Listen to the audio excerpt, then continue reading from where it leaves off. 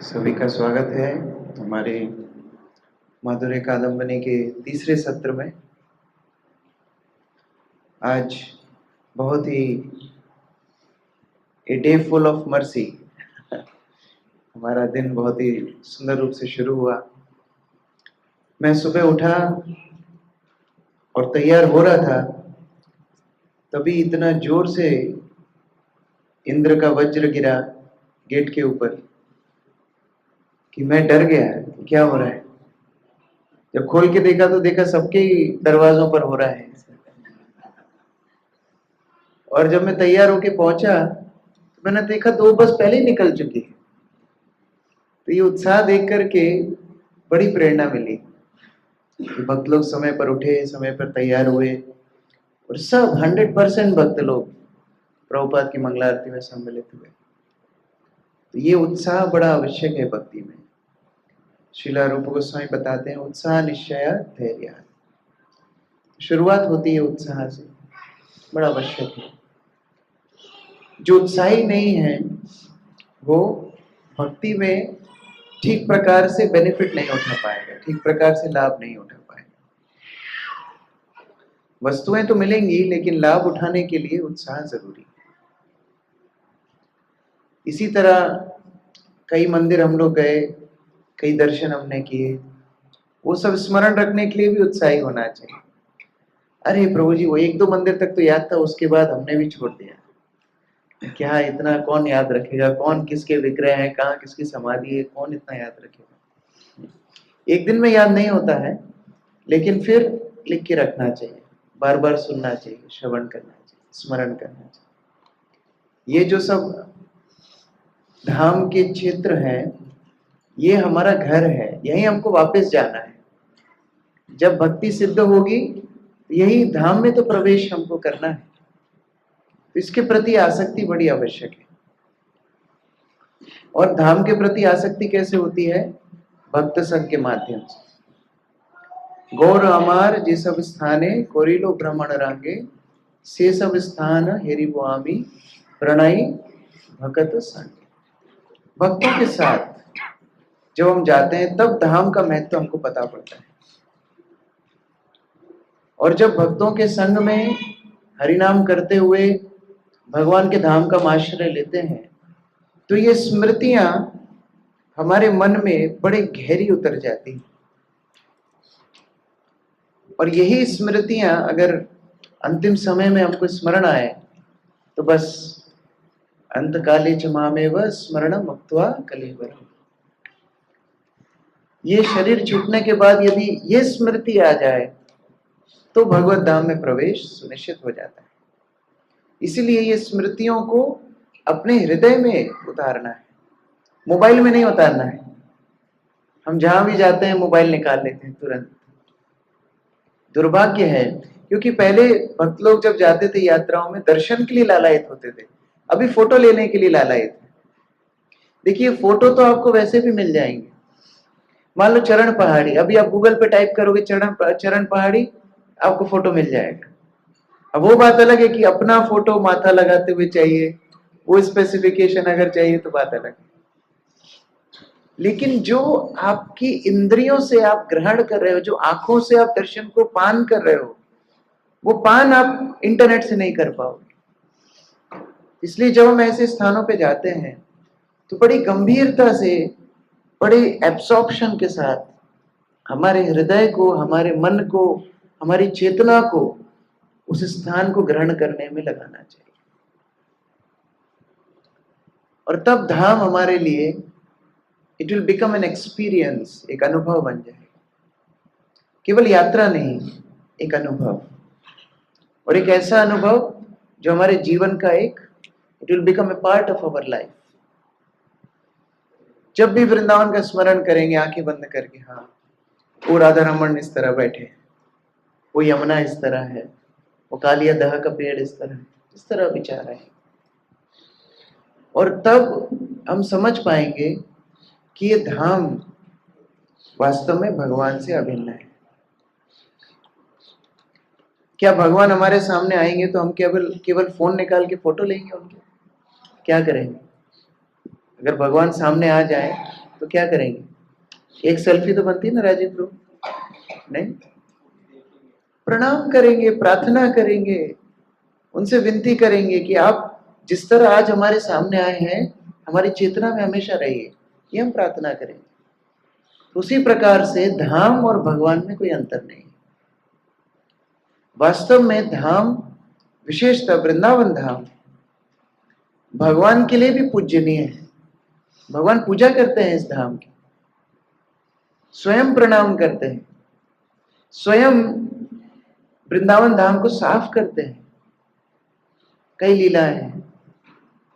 और गोवर्धन की तो पूजा करते हैं। और कैसी पूजा करते हैं? भागवत में उल्लेख आता है, ब्रजवासियों को भगवान बोल रहे हैं कि तुलसी पत्र देकर के पूजा करो। आप सोचिए, तुलसी पत्र केवल और केवल भगवान के ऊपर लगती है, कोई देवी देवता के अंदर भी साहस नहीं है तुलसी पत्र को स्वीकार करने के लिए। लेकिन भगवान कितना सम्मान ये धाम को करते हैं, बोलते हैं तुलसी पत्र रख करके गोवर्धन की पूजा करो। वास्तव में गोवर्धन भगवान से अभिन्न है, लेकिन भक्त रूप में है।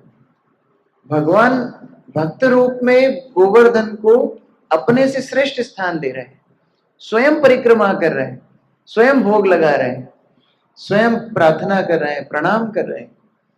तो ये धाम को भगवान कितना महत्व देते हैं। इसलिए हमारे आचार्यगण इस धाम की परिक्रमा करते हैं। परिक्रमा का अर्थ है उस धाम को सम्मान करना।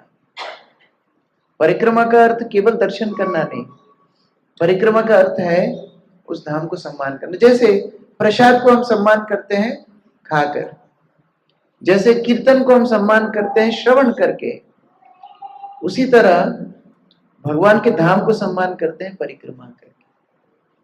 तो हमारे आचार्य लोग प्रतिदिन पूरे गोवर्धन की परिक्रमा करते थे। आज हम लोग राधा दामोदर मंदिर में गए थे। किस किस ने शिला का दर्शन किया वहां पर, जिसमें भगवान के चरण चिन्ह थे? किस किस ने 4 बार परिक्रमा की? सबने की। हमने 4 बार परिक्रमा क्यों की? हाँ, गोवर्धन परिक्रमा नहीं करनी पड़ती जिससे? नहीं, हम 4 परिक्रमा उसकी इसलिए किए क्योंकि सनातन गोस्वामी को शिला देकर के भगवान ने बोला था कि अगर आप इसकी 4 परिक्रमा करेंगे तो आपको गोवर्धन परिक्रमा करने की आवश्यकता नहीं। कि बड़े वृद्ध हो गए थे। प्रतिदिन उनका नियम था कि वृंदावन से पैदल आते थे और यहाँ गोवर्धन की परिक्रमा करके वापस जाते थे प्रतिदिन। एक तो आना जाना ही अपने आप में कितना बड़ा टास्क है। आज हमको लौटने में लगभग 45 मिनट लगे बस से, तो आप कल्पना करो आना और जाना ही तो अपने आप में कितना है। और वो जो परिक्रमा करते थे आज की वर्तमान परिक्रमा नहीं है। वो जो परिक्रमा करते थे वो चंद्र सरोवर, सूर्य कुंड इत्यादि बहुत, जो यहाँ गोवर्धन की वास्तविक परिक्रमा है वो 40 किलोमीटर की है। कालांतर में छोटी करते करते करते अभी 20 की रह गई।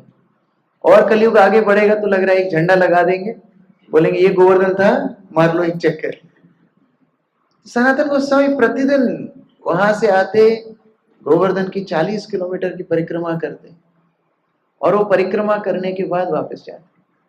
जब बहुत वृद्ध हो गए तब भगवान ने उनको शिला ला के दी कि सनातन अब इतना परिश्रम करने की आवश्यकता है, तुमको बहुत ग्रंथ लिखने हैं, बहुत बहुत कुछ करना है, तुम ये शिला की 4 परिक्रमा करो। तो हम सनातन गोस्वामी को स्मरण करके वो 4 परिक्रमा करते हैं।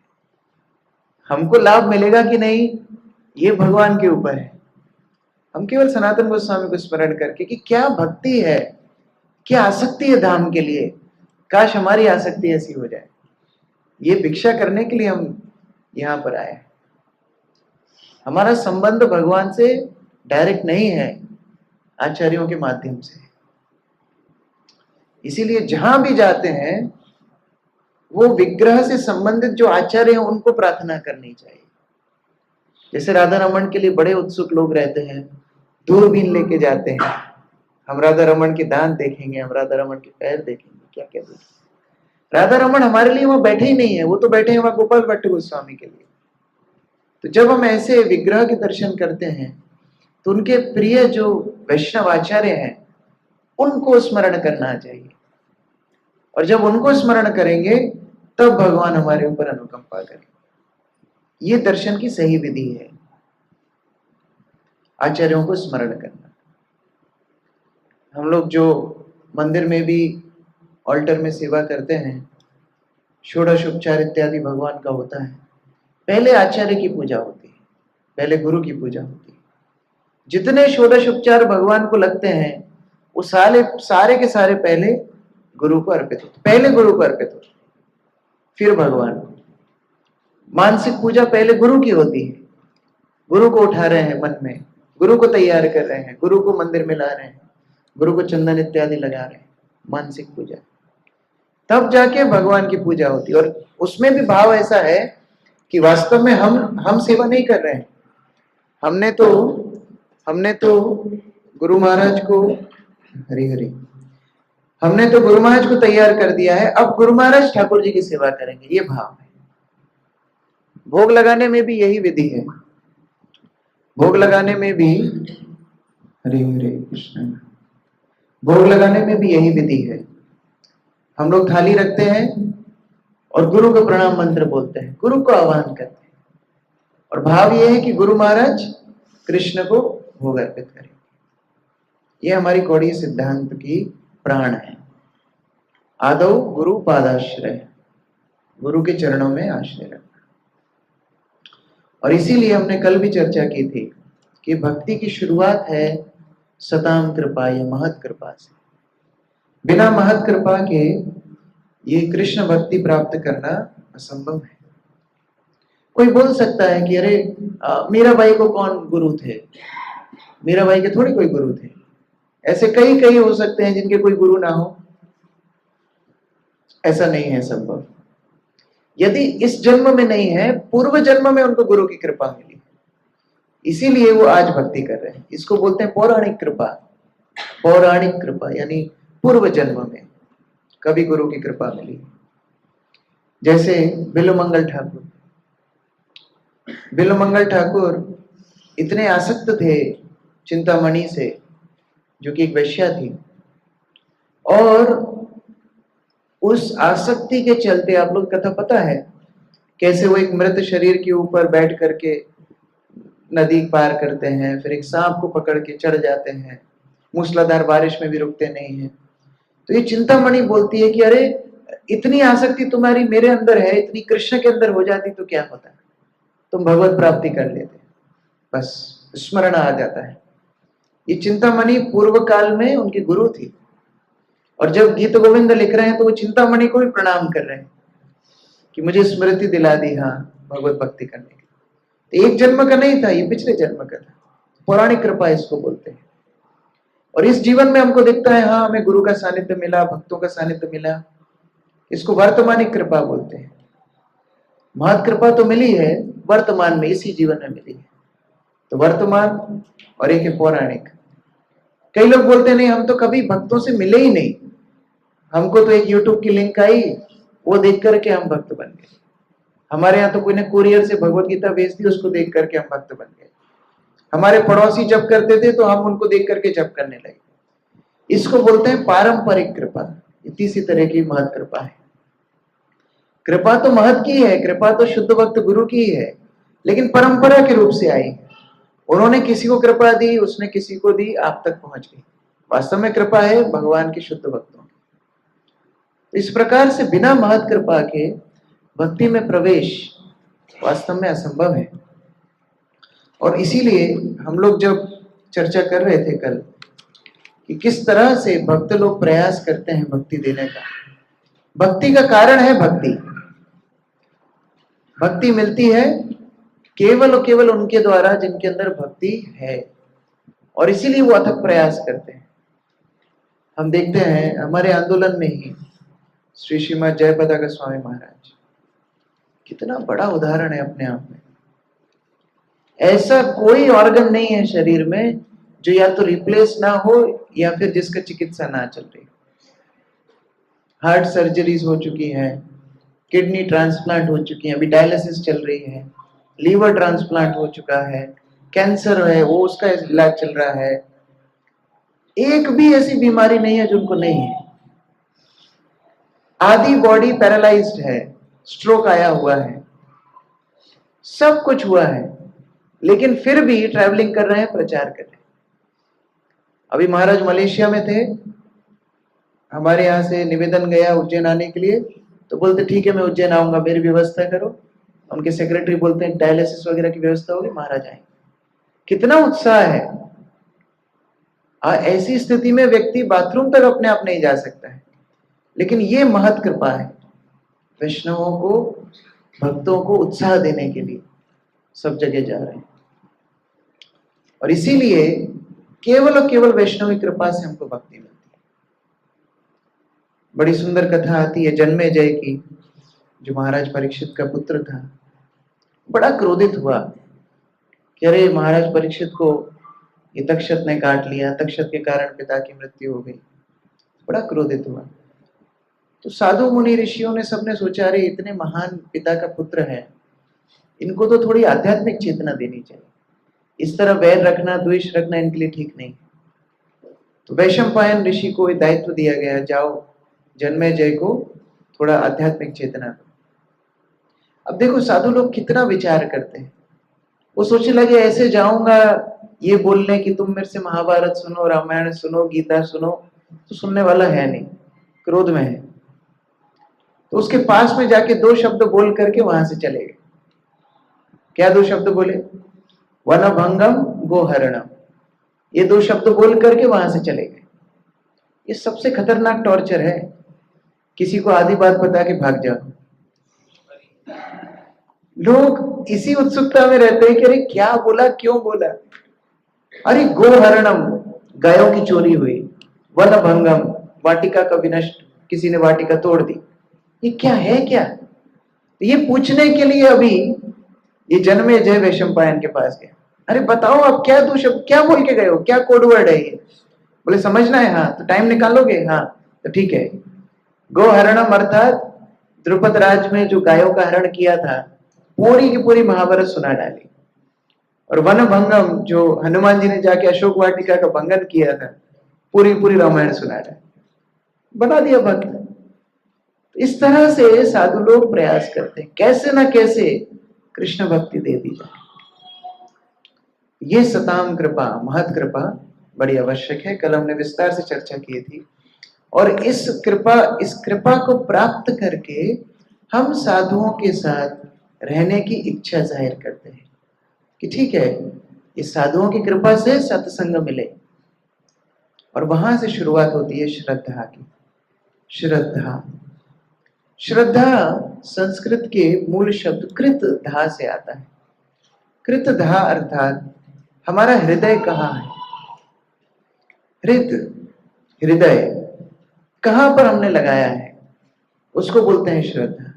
शरीर तो यहां बैठा है, लेकिन हृदय कहां है, वहां हमारी श्रद्धा है। हम बोलते हैं ना, you are where your mind is. जहां आपका मन है वहीं पर आप हो वास्तव में, शरीर कहीं पर भी हो। प्रभुपाद उदाहरण दिया करते थे। एक ब्राह्मण के सामने एक वैश्या रहती थी। तो जब ब्राह्मण की मृत्यु हुई तो यमदूत आ गए उसको लेने के लिए। तो ब्राह्मण बोलता है नहीं नहीं, ये रॉन्ग एड्रेस है, मुझे पता है आप हमारी गली में ही आए हो, लेकिन वो वैश्या के पास आपको जाना था, हमारे घर में नहीं। तो यमदूत बोले हमारा एड्रेस, टाइम और पर्सन कभी गलत नहीं होता, एकदम सही टाइम पे सही व्यक्ति के पास ही हम पहुंचते हैं। और उसी के देखते देखते सामने वैकुंठ के दूत आए वो वैश्या को लेने के लिए।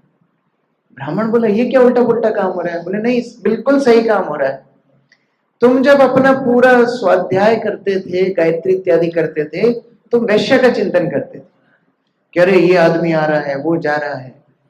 और वैश्या पूरे समय ये चिंतन करती थी, देखो ये ब्राह्मण कितना अच्छा है, ये कितनी अच्छी भक्ति करता है, काश मैं भी स्वाध्याय कर पाती, काश मैं भी सेवा कर पाती। तो ये चेतना के स्तर अलग अलग होने से फल अलग अलग हो गया। तो श्रद्धा का अर्थ है हृदय कहां पर है, बड़ी महत्वपूर्ण बात है। देखो अगर आध्यात्मिक जीवन में ये श्रद्धा परमार्थिक नहीं होगी, कल हमने 3 प्रकार की श्रद्धा चर्चा की थी। लौकिक श्रद्धा और बलोत्पादिता श्रद्धा के चलते अगर हम पूरी जीवन भक्ति करेंगे, हो सकता है अंत समय पे आपको भी वैसे ही सरप्राइज मिले जैसा ये ब्राह्मण को मिला। आप बोलेंगे अरे क्यों यमदूत का बोल रहे हो प्रभु जी? हाँ, क्योंकि अगर आप भक्तिमय जीवन से भक्ति हटा दो तो जितनी भी क्रियाएं हम करते हैं ना, वो सतोगुणी क्रियाएं। सुबह जल्दी उठना सतोगुण का लक्षण, अच्छे कपड़े पहनना सतोगुणी लक्षण, अच्छा तिलक लगाना सतोगुणी लक्षण, अच्छा सौम्य बोलना, दूसरों का अपराध नहीं करना, सरल भोजन करना, 4 नियम का पालन करना, ये सारे नियम ये सतोगुणी नियम है। तो यमदूत अंतिम समय में बोलेंगे भैया आप सतोगुण का पालन कर रहे थे, आप भक्ति नहीं कर रहे। और सतोगुण का पालन करने से, अच्छा तीसरे स्कंद में हमने ये भी पढ़ा है, चाहे कोई कितना ही पुण्यात्मा हो, चाहे जितना ही पापात्मा हो, पहले शरीर छूटते ही यमदूत पकड़ के घसीट के पीटना शुरू करते हैं। बोले अगर नहीं मेरे को स्वर्ग जाना था ना, स्वर्ग के पहले ये थोड़ा सा ये मुखवास ये जरूरी है। पिटाई करते हुए लताड़ते हुए, तीसरे स्कंद में पढ़ा है हमने, उसको रेत गरम गरम रेत पर घसीटते हुए ले जाते हैं और फिर यमराज के सामने निर्णय होता है। फिर यमराज बोलते हैं स्वर्ग जाना है, नरक जाना है, जहां भी जाना है। लेकिन ये टॉर्चर तो पहले ही मिल जाता है उसको। तो उसी प्रकार से अगर सतोगुणी जीवन केवल जिया तो ठीक है, उच्च गति तो होगी, लेकिन यमदूतों का दर्शन तो फिर भी करना होगा। लेकिन यही भक्ति अगर रहेगी, श्रद्धा साधुओं में रहेगी, तब यह क्रियाएं भक्तिमय हो जाएंगी। तब हमारा उठना भक्ति है, तब हमारा नहाना भक्ति है, हमारा चलना फिरना खाना पीना सब कुछ भक्ति है, हमारा सोना भी भक्ति है, क्योंकि हम गुरु के उद्देश्य से कर रहे हैं, भक्तों के उद्देश्य से कर रहे हैं। ये बड़ा महत्वपूर्ण ये सिद्धांत है। और जब ये श्रद्धा, परमार्थिक श्रद्धा प्रगाढ़ होती है तो फिर कोई संशय नहीं रहता। यमदूतों का भय छोड़ दीजिए, फिर कोई भी संशय नहीं रहता।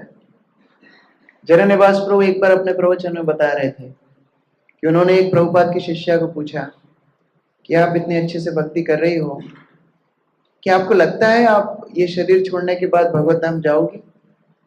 मतलब 100%, कोई डाउट ही नहीं है इसमें। सामान्यतः किसी को आप बोलो, किसी वैष्णव को कि क्या आप भगवत धाम जाओगे, तो बोलेगा नहीं नहीं मैं तो लायक नहीं। ये माता जी का उत्तर अलग था, उन्हें 100% जाऊंगी, इसमें कोई विचार ही नहीं है। तो प्रभु जी उनको पूछे, जरनिवास प्रभु क्या आप ऐसा क्यों बोल रहे हो? तो माता जी बोली क्योंकि प्रभुपाद ने बोला है कि अगर तुम 16 माला का जप करोगे, 4 नियम का पालन करोगे, इस्कॉन में रहोगे, मैं तुमको भगवत धाम लेके जाऊंगा। तो जब प्रभुपाद ने ये एश्योरेंस दिया है, प्रभुपाद ने ये वाक्य बोला है, तो उसमें संशय होना ही नहीं चाहिए। इसको बोलते हैं श्रद्धा। ये परमार्थिक श्रद्धा है, गुरु के वाक्यों के ऊपर, शास्त्र के ऊपर। पूरा जीवन उन्होंने प्रभुपाद के निर्देश पालन किए हैं, तो अंतिम समय में डर कैसा है? एग्जाम से कौन डरता है? प्रफुल्ल प्रभु, कौन डरता है? जिसने साल भर किताब को देखा भी नहीं, वो एग्जाम से डरता है। कई बार बच्चों के पेट में दर्द हो जाता है एग्जाम के दिन, क्यों? पढ़ाई नहीं की है। लेकिन जिसने बढ़िया तैयारी की है, वो प्रतीक्षा करता है कि हाँ अभी एग्जाम आ रहे हैं, मैं टॉप करूंगा, मुझे फिर मम्मी पापा घुमाने ले जाए। तो उसी तरह भक्त का विश्वास है, मैंने पालन किया है गुरु के निर्देश, मेरा उत्थान होगा। तो ये श्रद्धा परमार्थिक श्रद्धा कहलाती है। कल हमने चर्चा की थी। इसमें बस हमको किससे बचना है? अंधविश्वास से बचना है। और उसके लिए महत्वपूर्ण है साधु गुरु शास्त्र एक साथ हमारे आश्रय बने। केवल साधु गड़बड़ है, क्योंकि साधुओं का फिर हम चुनाव वैसे ही कर लेते हैं। हमारे जैसे गप्पे मारने वाले भक्त एक साथ, जो खाना पीना पसंद करते हैं वो भक्त एक साथ, जो कीर्तन पसंद करते हैं उनकी दोस्ती अलग, जो कथा में रुचि रखते हैं उनकी दोस्ती अलग। यही गोवर्धन में ये जो आश्रम है हमारा इस्कॉन का, जो हमने पहले दिन कक्षा की थी, उसके बगल में एक होटल है जिसके बेसमेंट में गुरु महाराज क्लास दे रहे। और वो क्लास शुरू करने के पहले देखे कुछ भक्त इधर बैठे हैं, कुछ भक्त ऐसे बैठे हैं, कुछ भक्त अलग अलग ऐसे ग्रुप में बैठे हैं। गुरु महाराज ने देख लिया, हाँ बंगाली भक्त एक साथ बैठे हैं, सूरत के भक्त एक साथ बैठे हैं, इंदौर के भक्त एक साथ बैठे हैं, उज्जैन के भक्त एक साथ बैठे हैं, ब्रह्मचारी एक साथ बैठे। वो देख लिया उन्होंने।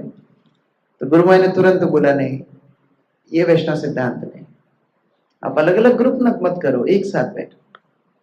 तो साधु संघ में भी हम कई बार अपनी प्रवृत्तियों के हिसाब से चुनाव कर लेते हैं, जो कि सही नहीं। इसलिए गुरु चाहिए, गुरु के उपदेश चाहिए। फिर गुरु भी अकेले नहीं होना चाहिए, गुरु के मार्गदर्शन भी शास्त्र के प्रकाश में होना चाहिए। इसलिए साधु, गुरु, शास्त्र तीनों एक साथ हमारा आश्रय होना चाहिए। जब कभी संशय हो शास्त्र वाक्य में, गुरु और साधुओं का आश्रय लेना चाहिए। जब गुरु के कोई वाक्य क्रिया समझ में ना आए, साधुओं की और शास्त्र की मदद लेनी चाहिए। जब साधुओं के साथ कोई समस्या हो, गुरु और शास्त्र की मदद लेनी चाहिए। इन तीनों के समन्वय से ये श्रद्धा परमार्थिक श्रद्धा बनती है, और तब जाके हम अंधविश्वास से बचते हैं। और इस श्रद्धा के चलते दो लक्षण होते हैं। एक, भक्ति में हमारा विश्वास बढ़ता है, और दूसरा, पहला तो भक्ति में विश्वास बढ़ता है, श्रद्धा शब्दे विश्वास सुदृढ़ निश्चय कृष्ण भक्ति कैले सर्व कर्म कृत है। मैं कृष्ण भक्ति कर रहा हूं, मुझे और कुछ करने की आवश्यकता नहीं, अर्थात कर्म का आश्रय लेने की आवश्यकता नहीं, ज्ञान का आश्रय लेने की आवश्यकता नहीं, योग का आश्रय लेने की, किसी चीज की आवश्यकता नहीं। और दूसरा, भौतिक जगत में विश्वास कम होना चाहिए, ये भी महत्वपूर्ण है। हमारे भक्ति प्रेम महाराज कई बार बोलते हैं, दूधो खाओ तंबाकू खाओ। डॉक्टर ने बोला तुम तंबाकू खा रहे हो, तुमको बड़ी परेशानी हो रही है, आज से तुम रोज दूध पिया करो। मरीज बोलते हैं दूध तो पीऊंगा, तंबाकू भी खाऊंगा, कभी जीवन में सही नहीं होगा। उसी प्रकार से हाँ, श्रद्धा यहाँ तो बढ़ रही है, लेकिन भौतिक संसार में श्रद्धा कम होनी चाहिए, ये भी जरूरी है। और भगवान अपनी लीला से स्वयं बताते हैं, दुखालयम अशाश्वतम। भगवान के स्वयं के परिवार का अंत किस तरह भगवान ने कराया। हम मूवीज में देखते हैं, and they lived happily after, ऐसा होता नहीं है वास्तव में। भगवान की लीलाओं में नहीं होता है। भगवान ने यदुवंश का विनाश कैसे कराया, हमारे लिए शिक्षाप्रद है। एकादश स्कंद में बड़े सुंदर तात्पर्य प्रभुपाद के शिष्यों ने दिए हैं। वो समझाते हैं भक्ति सिद्धांत सरस्वती ठाकुर की टीका से, कि भगवान अपने भक्तों के माध्यम से ये समझा रहे हैं कि उनके परिवारजन जब यहाँ संतुष्टि से नहीं रह पाए, आप कैसे रहोगे। स्वयं भगवान के निज जन, उनके पौत्र इत्यादि लड़ करके आपस में एक दूसरे को मार दिए, तो आप कैसे संतुष्ट रहोगे। तो भौतिक संसार से विश्वास कम होना चाहिए, ये भी श्रद्धा का लक्षण है। डाउट करना है ना, डाउट की जिनकी प्रवृत्ति है, खूब डाउट करो भौतिक संसार के ऊपर। अभी तो घी भी नहीं खा सकते हैं, उस पर भी डाउट हो जाता है, क्या निकल जाएगा। हम लोग जब विदेश में गए तो हम लोग चीज वगैरह खरीदने के लिए जाते थे, तो वो भी हमको इंग्रेडिएंट्स पढ़ने पड़ते थे।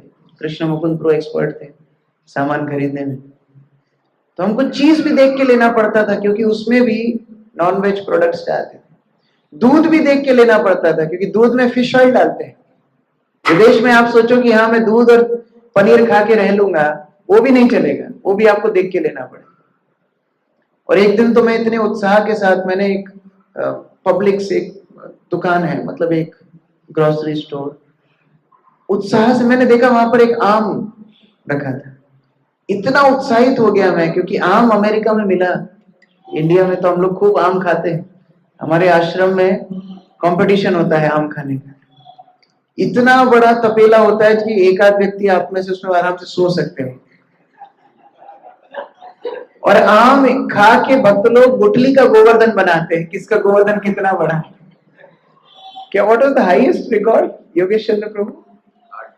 8 किलो आम एक भक्त ने खाए। हरी हरी योगेश चंद्र प्रभु की जय। तो वहां मुझे आम देखने के लिए मेरा तो बड़ा उत्साहित हो गया। मैं 1 साल हो गया था आम नहीं खाया, तो आम खरीदने के लिए गया, तो उन्होंने वहां रेट लिखी हुई थी, $5 का एक आम था। फिर भी हमको महीने में, हरे कृष्ण, महीने में कुछ डॉलर मिलते थे ये टूथपेस्ट वगैरह ये सब सामान खरीदने के लिए। तो मैंने कहा $5 इसमें से खर्चा करना ठीक है, एक आम खाने को मिलेगा। तो मैं आम खरीद करके लेके गया, इतने उत्साह से, पूरा रास्ता 1 घंटे की ड्राइव। लेके गया, कट किया, ऑफर किया और जैसे ही खाया ऐसा लग रहा था मैं थर्माकोल चबा रहा हूं। विश्वास नहीं, भौतिक संसार के ऊपर विश्वास छोड़िए। ये थर्माकोल है, ये आनंद नहीं देने वाला है, ये केवल दिखता है। श्रुति सुख, इसके ऊपर विश्वास कम होना चाहिए। ये श्रद्धा का लक्षण है और तब हम भक्ति में प्रगति कर सकते हैं। एक बार श्रील प्रभुपाद हृदयानंद महाराज के साथ जा रहे थे और उन्होंने स्पेनिश में कुछ लिखा हुआ देखा। तो प्रभुपाद ने हृदयानंद महाराज से पूछा कि क्या लिखा है। हृदयानंद महाराज ने बोला, प्रभुपाद लिखा है कूड़ादान है, कृपया कूड़ा डालिए, ये लिखा है स्पेनिश में। तो प्रभुपाद उनको बोलते हैं, एक काम करो, पूरा भौतिक संसार उठा के इसके अंदर डाल दो, इसी के लायक है, ये कूड़ादान के लायक है, कचरा है। और उस कूड़ेदान में एक चूहा भी था। तो प्रभुपाद ने बोला, देखो ये है जीवात्मा, कचरे के अंदर प्रसन्न होने की कोशिश कर रहा है। और थोड़ी देर में म्युनिसिपैलिटी की ट्रक आया और वो कूड़ादान को उठा के ले गया। प्रभुपाद बोलते, देखो ये है यमदूत। जीवात्मा कचरा खाने में ही व्यस्त रहता है और वन फाइन डे राम नाम सत्य है, खत्म। भक्ति विनोद ठाकुर बोलते हैं, चरम में पड़ी बेलाज, अंतिम समय में लज्जा आएगी कि हमने अपना समय व्यर्थ कर दिया। इसीलिए ये श्रद्धा भगवत भक्ति में बढ़े और भौतिक संसार में कम। उसी के साथ हम श्रद्धा को प्राप्त करके साधुओं से संगति के प्रति उत्साह प्राप्त करते हैं।